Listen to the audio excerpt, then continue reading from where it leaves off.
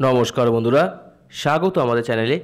আজকে আমি আপনাদের মৃত মেয়ে শঙ্করী হয়ে উঠলেন আন্দুলের অধিষ্ঠাত্রী শঙ্করী সিদ্ধেশ্বরী কালী, সেই বিষয়ে কিছু তথ্যাবলী প্রদান করব।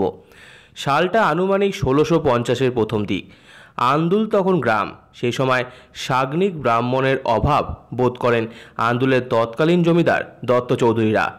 ফলে হুগলির নোয়াপাড়ার রঘুনাথ তর্কতীর্থ নামক এক ব্রাহ্মণকে আন্দুলের বসবাসের অনুরোধ করা হয়। দত্ত চৌধুরীদের কথা রেখেছিল রঘুনাথ তর্কতীর্থ। এই পরিবারের সন্তান ভৈরবীচরণ ভট্টাচার্য ছিলেন তন্ত্রসাধক। তার বাড়ির কাছেই মহাকাল শিব মন্দিরের নিচে ছিল এক গুহা, এখনও আছে। সেখানেই পঞ্চমুণ্ডির আসনে বসে সাধনা করতেন তিনি। ভৈরবীচরণের ছিল দুই পুত্র সন্তান ও একটিমাত্র কন্যা সন্তান শঙ্করী। মাত্র 11 বছর বয়সেই এক অজানা জ্বরে মারা যায় শঙ্করী। লোকশ্রুতি, একবার সাধনা করে দেবী কালিকার দিব্য দর্শন পেয়েছিলেন ভৈরবী। সাধনায় সিদ্ধিলাভ করে বর প্রার্থনা করেছিলেন তার বংশে সবাই যেন না পড়ে পণ্ডিত হতে পারে। কিছুদিন পরে ভৈরবীচরণ ভোরে সরস্বতী নদীতে স্নান করতে গিয়ে দেখেন একটি বাচ্চা মেয়ে অল্প বালি দিয়ে নদীর জল আটকানোর চেষ্টা করছে। কৌতুক করে সাধক ভৈরবী তাকে বলেছিলেন, ওরে বেটি, এই বালি দিয়ে কি আর জল আটকানো যায়? তৎক্ষণাৎ সেই শিশু তাকে পাল্টা বলল, তাহলে না পড়ে কি কেউ পণ্ডিত হওয়া যায়? সাধক বুঝেছিলেন যে সেই বালিকা ছিলেন তার ইষ্টদেবী কালী।